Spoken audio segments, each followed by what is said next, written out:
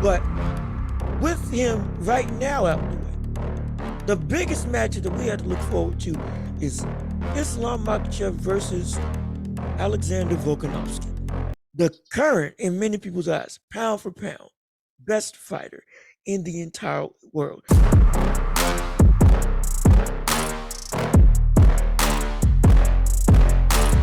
He's putting pound for pound, lightweight, and featherweight are all up for grabs. Gosh, that like, I'm not gonna lie, that's a super fight. That is a huge fight. That is a.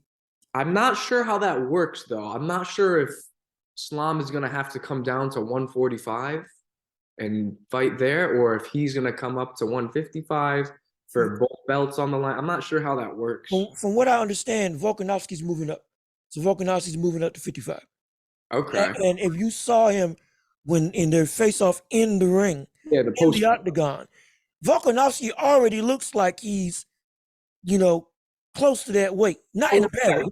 He was gonna be the replacement fight if either of them missed weight. So his body looks like it can more than handle the extra weight and the extra muscle. In fact, some people say he's a huge featherweight. He is. That man is big. He's a big featherweight. Huge.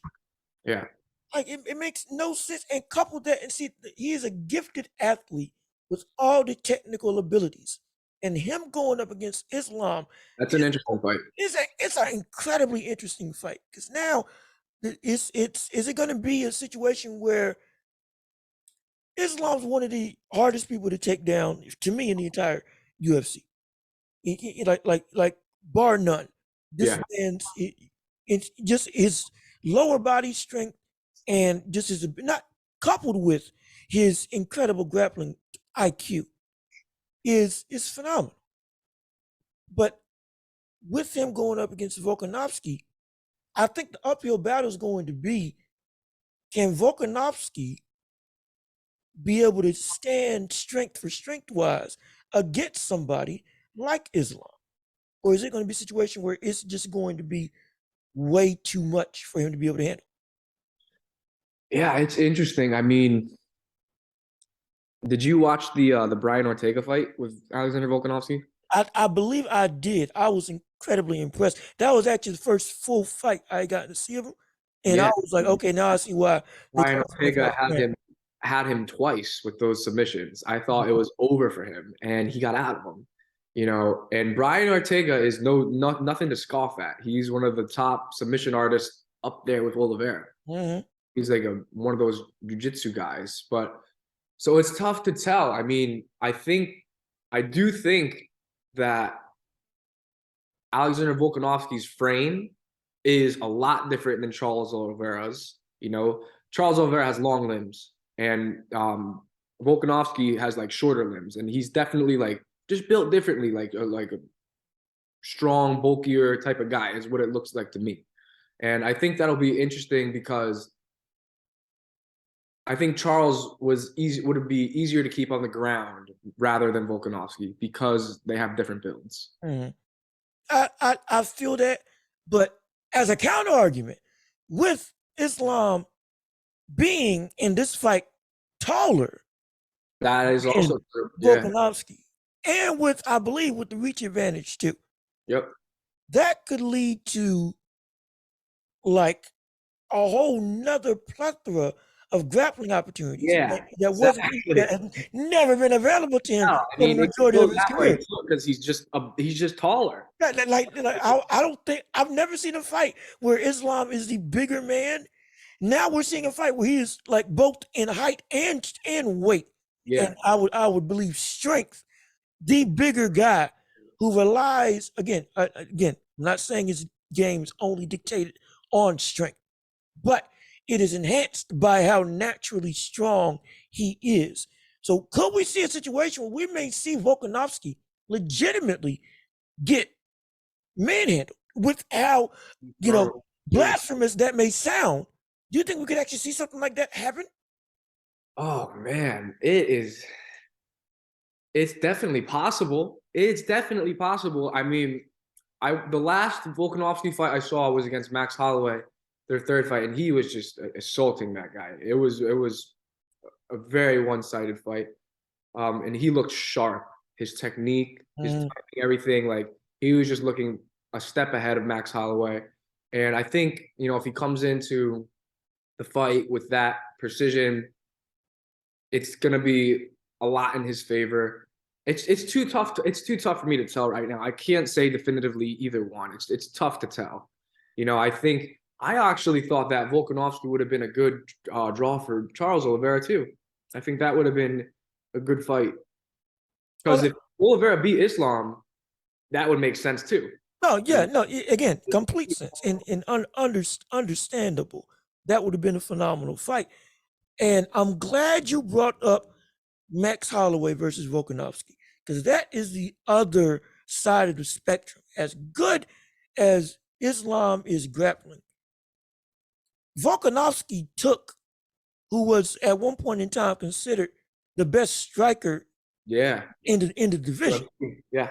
And who called himself the best boxer in the division. One of the greatest, highlights of him. Just who was it that he just destroyed in the ring? He didn't knock him out, but he just went and just absolutely like hard, stiff shots. He punched, he jabbed him to his side. He did what Roy Jones did in his career. Jabbed, looked away. I know the moment you're talking about.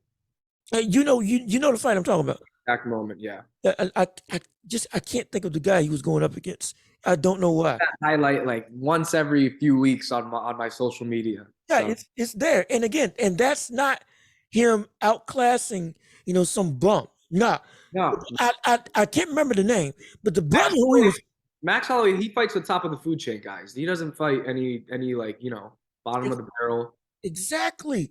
And for him, with his ability of striking, to be able to get whopped by Volkanovski.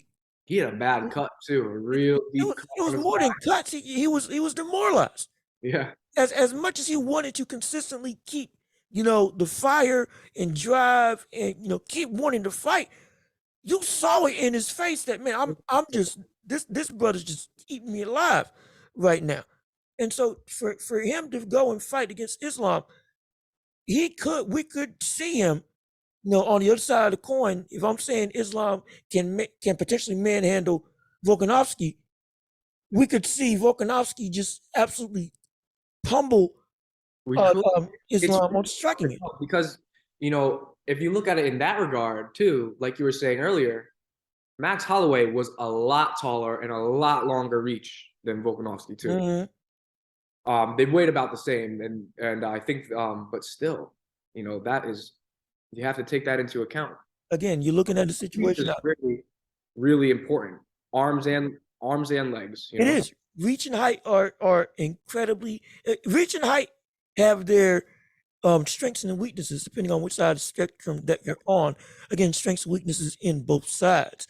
But if you look at track record just in fighting history, when you get somebody who is, if you're normally fighting tall all your life, fighting against tall all your life, and now you get in a situation where somebody's in figuratively and literally within your reach and within your range, that opens up a whole new avenue of striking opportunities that weren't available. If you look at Mike Tyson, the way that he fought taller fighters versus when he fought people like Peter McNeely and other fighters who, again, they were taller than him, but on the smaller spectrum of tall and closer to his height and reach, look at what he did. And it wasn't just because his technique was just so much out there. It was also who he was going up against allowed for opportunities that weren't available. And with Volkanovski, even though he's still the smaller guy, Islam, if you watch, well, of course you watched the fight with Charles Oliveira. We just talked about it. Like, that's a dumb question. But when you watch that fight, you saw him, landing on Charles Oliveira, who again is a good striker as well. Who I was really scared for was going to give him an unsuspecting knee. Yeah. He just put out the fight. I was like, the fact that he didn't let that happen, incredible in and of itself. But when you saw it and you saw he was punching, this man was willing to stand and bang. He was. He was willing to stay. Like he could have kept going to the ground, but when Charles Oliveira wanted to fight standing up, he didn't necessarily go and look for the takedown immediately after. The brother went and was catching him on a consistent basis. Oh yeah, that's what got him down on the ground when he jumped into his guard. He hit him with like a right cross and exactly. But again, while that was a good thing in that fight, in this fight that could be a bad thing because his willingness to want to stand and say, okay, if we're gonna go, we're gonna go. Could be a detriment because Volkanovski, as a striker, has some incredibly crisp, tight punches that will always beat. And again, this is why, as a person who watches boxing, his punches will beat Islam's punches if they're just throwing and they're just standing and banging. Because Volkanovski's technique as a striker, it is compact and straightforward, and everything is just like you would want a boxer to do, which is you strike fast, you strike down the middle, don't give a big tail to your strikes, and then you go right back. Allows for the ability not only to consistently have your hands back up to defend, but also the amount of punches you can throw in a given point in time is a lot quicker when the traveling time is, again, down and back immediately. Even in Islam's win, and when he knocked down and caught Oliveira in his championship winning fight, he was looping some of those shots. He was looping some of those shots. Some shots that in all actuality didn't need to be looped around. He could have gone straight down the middle.